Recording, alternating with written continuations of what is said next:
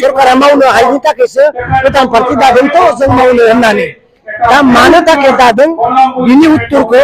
मानगोनां बिश्वजित दैमारि नोंथांमोनाथ' मिथिखादों नङा होनबा ससे भिडिअ इन्ट्र'खौ नुनानै जोंहा मानगोनां बिक्रम दैमारि सारा गोख्रों बाथ्रा बुंदों खौरां बिजोंनि गेजेरजों माने गोदान पलिटिकेल पार्टी जोनोम मोननायनि बागै फंनैसो बाथ्रा फोरमायनानै होदों सोरनि थाखाय पलिटिकेल पार्टी जोनोम जाखो नोंथांमोना जोबजासिम होनोबा निस्सय बुजिगोन जोंहा मानगोनां बिक्रम दैमारि सारा मा बाथ्रा फोरमायनानै होदों खौरां बिजोंनि गेजेरजों जोबजासिम नायनानै कमेन्ट होबानो जाबाय। बेयाव दिनै आंखौ लिंहरनायलाय आङो फैबाय आरो नुबाय बेयाव बिराद मोजां जोंहा जुल सेंग्राफोर जादों बिथांमोना मामोन मा फरायनायमोन बिथाङा बिएससिआव फरायगासिनो दङ बिथाङा दिनै हाग्रामा महिलारि दैदेननाय राजनीति दलखौ मोजां मोननानै बे क्लाबाव जइन जादों आरो बिदिनो गोबां दङ जइन जानाय गोबां दङ बिथांमोनखौ जों वेलकाम खालामदों।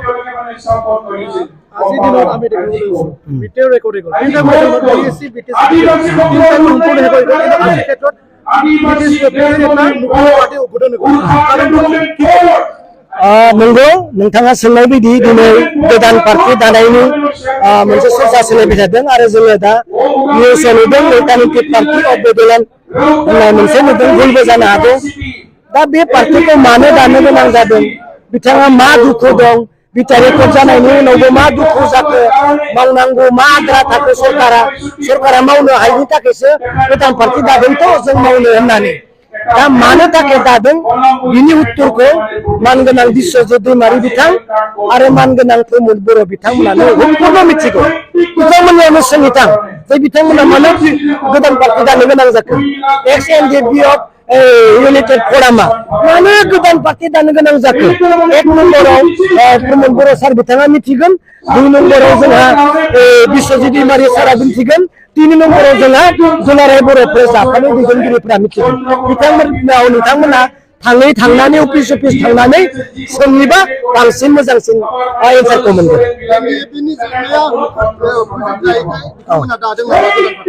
बेनो जाहैबाय दिनै मावनांगौ गोबां दङ एनडिपिनि समयसाखौथ' बुंना फोजोबनो हाया दुखुआ दङ बिसोरा अल्टारनेटिभ माबा मोनसे नांगौ जादों बेनिखायनो अल्टारनेटिभ अफ बड'लेण्ड होननाय बिसोरो मोनसे राष्ट्रीय गठन दादों।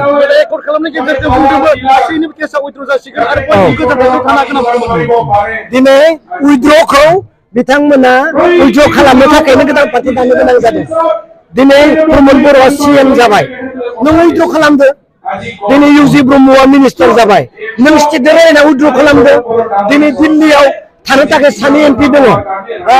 रोंगोरा सार आरो जयन्त बसुमतारी सार उइद्र' खालामदो दिल्लीयावथ' नोंसोरो थांबाय एमएलए दङ स्टेटआव नरेन इस्लारि सार दङ आरो जोंहा गोबां इउपिपिएलनि एमएलएफोर दङ उइद्र' खालामदो सीएमजों रायलायदो दिल्लीयाव रायलायदो प्रमद बर' बिथाङा बुंदो उइद्र' खालामदो नोंखौ सरकाराव फैबाय नालाय सरकाराव फैयाबाथ' दाय जागौमोन मन्त्रि जानो मोनाबा दाय जागौमोन एमएलए जानो मोनाबा दाय जागौमोन मिनिस्टार जानो मोनाबा दाय जागौमोन एमपि जानो मोनाबा दाय जागौमोन दिनैसोथ' गासैबो जाजोब्बाय उइद्र' खालामदो एनडिपिनि समयसाखौ सुफुंनानै होदो नुनो मोनदों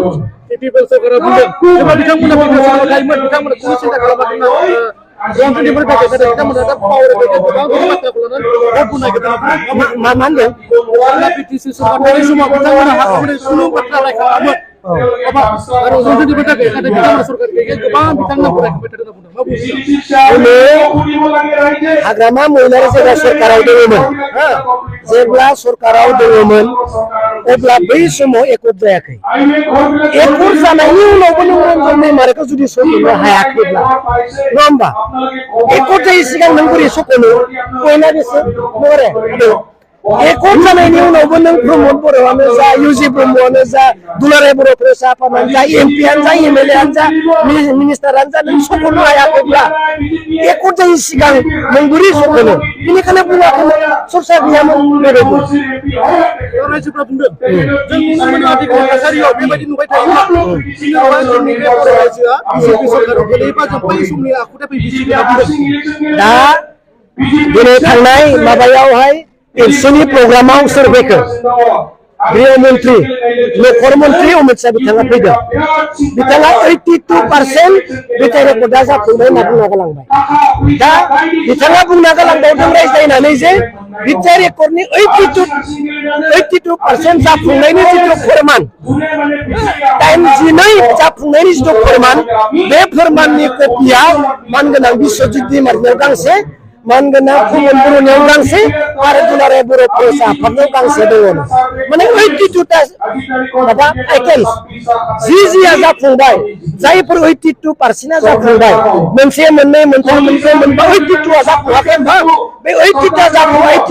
जाफुंनायनि फोरमाना प्रमद बर'नियाव गांसे इउजि प्रमद सारनियाव गांसे आरो बिश्वजित दैमारिनियाव गांसे आरो एबसु दुलाराय बर' फरायसा आफादनियाव गांसे दङनो दा रायजोनो होनो थिनदों नखर मन्थ्रिया रायजोफोरनो राननानै हो रायजोआ मिथिदों जे बबे जाफुंगोन नङाबा जोंखौसो दाय सानगोन होननानै दिनै नखर मन्थ्रिया निसय बुंलांदों दा रायजोआ बिदि सोंदों दुलाराय बर' फरायसा अफिसाव थां 82% जाफुंनायनि लेखाखौ बे प्रमद बर' सारनियाव थां बिदो इउजि ब्रह्म सारनियाव थांदो बिदो माबा बिश्वजित दैमारि सारनियाव सोंदो लेखाखौ नोंसोर मोनदों बेन्सार स्कुल हिसाबै मा बुङो गोबां मास्टारफ्रा दुखु मोनना दङ बेन्सार स्कुलाव जानो गोनांमोन मा बुङो बेखौथ' दाखालि जोंहा माबाया एमएलए आ बुंखाबाय क'क्राझाराव जेब्ला एसेम्बलि जादों दुर्गादास एमएलए आ बुंनाय लोगो लोगोनो सप्तासे उनाव मोनसे माबा आइबिएस सिस्टेम फैसा बिसोर एसे